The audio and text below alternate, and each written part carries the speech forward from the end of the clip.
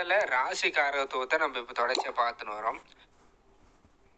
இப்போ பார்க்கக்கூடிய பகுதி ராசியுடைய காரகத்துவத்தில் ஒவ்வொரு ராசிக்கும் உண்டான தன்மை இருக்கு.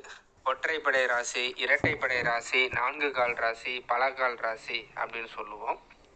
இப்போ நம்ம பார்க்கக்கூடிய வகையில் இப்போ பாருங்க, மேச ராசி அப்படின்னு 4 கால் ராசின்னு சொல்லுவோம்.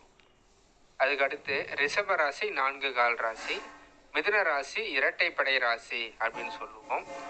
கடக ராசி பல கால் ராசி, சிம்ம ராசி 4 கால் ராசி, கன்னி ராசி இரட்டை ராசி, துலாம் ராசி ஒற்றை ராசி, அதுக்கடுத்து விருச்சிக ராசி பல கால் ராசி, தனுசு ராசி இரட்டை ராசி, மகர ராசி ஒற்றை ராசி, கும்ப ராசி ஒற்றை ராசி, அதுக்கடுத்து மீன ராசி இரட்டை ராசி அப்படின்னு சொல்லுவோம்.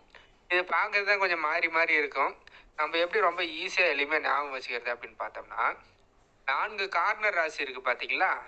இது அதாவது என்னன்னா, நான் உங்களுக்கு இன்னொரு ஃபோட்டோ காட்டுறேன்.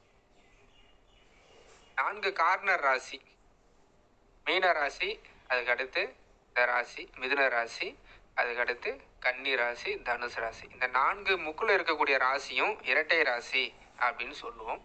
அதுக்கடுத்து கடக ராசியும் விருச்சிக ராசியும் பல ராசி அப்படின்னு சொல்லுவோம். பல தன்மை கொண்ட ராசி, பலகால் ராசி அப்படின்னு சொல்லுவோம்.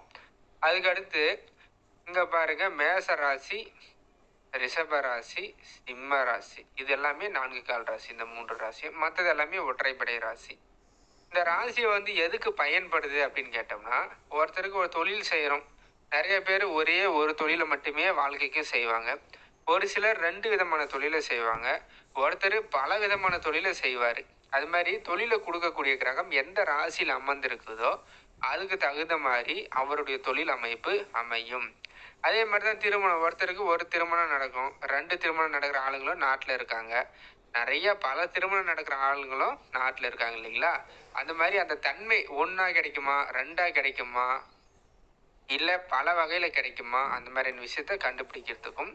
இப்போ வாகனம் வாங்குகிறோம், இந்த ரெட்டைப்படை ராசி தொடர்பு கொண்டா 2 வீலர் வாங்குவீங்கன்னு சொல்லலாம்.